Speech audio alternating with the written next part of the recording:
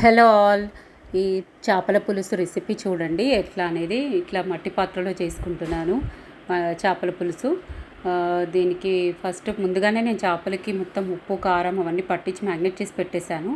దాంట్లో బాగా సన్నగా తరుక్కున్న ఉల్లిపాయలు బాగా సన్నగా తరగాలండి. దాంట్లోనే పసుపు ఉప్పు కారాలు వేసేసుకోవాలి. వేసుకొని బాగా మగ్గనివ్వాలి. మగ్గనివ్వాలి అలా తిప్పుతూ. ఇలా చేపల పులుసులో ఇంకేమన్నా వేసుకుంటారండి అంటే మ్యాంగోస్ కానీ బెండకాయ. నేను ఈసారి మాత్రం జస్ట్ ఉట్టి చింతపండు పులుసు వేసేసాను. చూడండి, అల్లం పేస్ట్ కూడా వేసేసుకొని కొంచెంసేపు మగ్గనివ్వాలి. అదంతా కూడా ఫ్రై అవ్వాలి. మంచి ఆయిల్ కొంచెం ఎక్కువే పడుతుందండి. మంచిగా ఆయిల్లో ఫ్రై అవ్వాలి.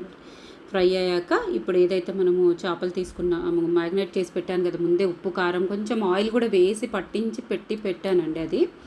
అప్పుడు ఆ పీసెస్ అన్నీ కూడా దాంట్లో వరుసగా అట్లా వేసుకొని నేను కొంచెం ఫ్రై చేస్తాను. నేను పచ్చివి వెయ్యను అట్లా డైరెక్ట్. ఇలా చేసి చూడండి మంచిగా. ఇంకా సిమ్లో పెట్టి అలా మొత్తం ఇంకా గరిట పెట్టకుండా కదపకుండా వాటిని అలా మగ్గనివ్వాలి. మగ్గనిచ్చాక దాంట్లో ఇంకా ఇప్పుడు మీకు ఏమేమి వేయాలని చేస్తారు.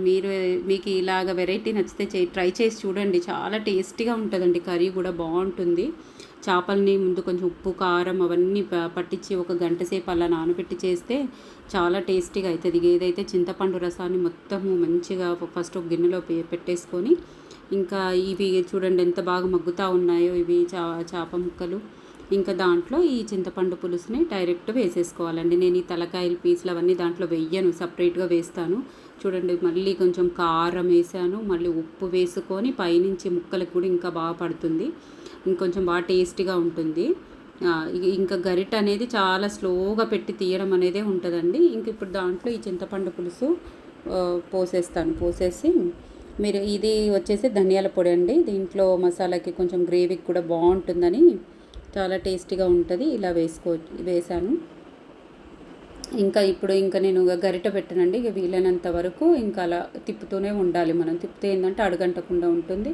కొంచెం నిదానంగా గరిట పెడితే ఇక ఆల్రెడీ మగ్గిపోయింది కదా చేప ముక్క, మళ్ళీ ఇరిగిపోయే ఛాన్సెస్ ఉంటుంది. ఇంకా దాంట్లోనే మొత్తం ఏదైతే చింతపండు రసాన్ని ఇంకా దాంట్లో వేసేసుకోవాలండి. వేసేసుకొని చూడండి కొంచెం పైనుంచి అంతా కూడా కింద నుంచి తిప్పుతున్నాను స్లోగా. మళ్ళీ గట్టిగా తిప్పితే ఏంటంటే ఇరిగిపోయే ఛాన్సెస్ ఉంటుంది. అట్లా అనేసి ఇంకా దానికి ఈ చింతపండు పులుసు మనం యాడ్ చేసేయాలి.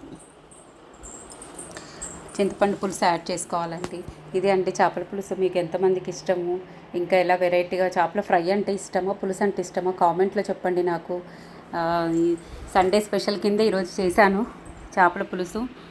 అది కొంచెమే చేశాను, మిగతా అదేమో ఫ్రై కానీ అట్లా పెట్టేసేసాను. ఇంకా తలకాయ ముక్కలు అవన్నీ కూడా నేను మామూలుగా దీంట్లో వెయ్యను, సపరేట్గా జస్ట్ షాలో ఫ్రై లా చేసి తినేసేయడం. ఇది అండి చూసారా, ఇంకా గరిట పెట్టకుండా అలాగ తిప్పుతూ చేసుకోవడం అండి. ఎప్పుడైనా చేపల పులుసు ఈరోజు చేసుకుంటే నెక్స్ట్ డే మార్నింగ్కి చాలా టేస్టీగా ఉంటుందండి. ఇంకా దాంట్లోనే మొత్తం ఇంకా అంతా చూడండి గరిట పెట్టడం కూడా సైడ్లో నుంచి జాగ్రత్తగా మళ్ళీ మధ్యలో నుంచి పెట్టినా మనకి ఇరిగిపోయే ఛాన్సెస్ ఉంటుందని సైడ్లో నుంచి జాగ్రత్తగా తిప్పాలి. ఇది లేదంటే మళ్ళీ అంత కూరలాగా అయిపోతుంది. ఇది మొత్తం చేప ముక్కలు విడిపోయి అంత కూరలాగా అయిపోతుంది. ఇది అండి ఎంతమందికి ఇష్టం అండి ఇట్లా పులుసుని. ఇంకా వెరైటీగా మామిడికాయ ముక్కలు వేసి కూడా చాలామంది చేసుకుంటూ ఉంటారు అలా డిఫరెంట్గా. చూడండి కొంచెం కరివేపాకు అలా వేసేసి కొత్తిమీర వేసేసి ఇంకా కొంచెం బాగా మరగనివ్వాలి. ఒక 5-10 నిమిషాలు అట్లా మరిగాక మొత్తం చేపంతా కూడా మంచిగా ఉడికి నూనెంతా ఇప్పుడు పైకి ఇట్లా తెరలాలి. కొంచెం ఇలా నూనె పైకి తెరలిందంటే ముక్క ఉడికిపోయినట్టు.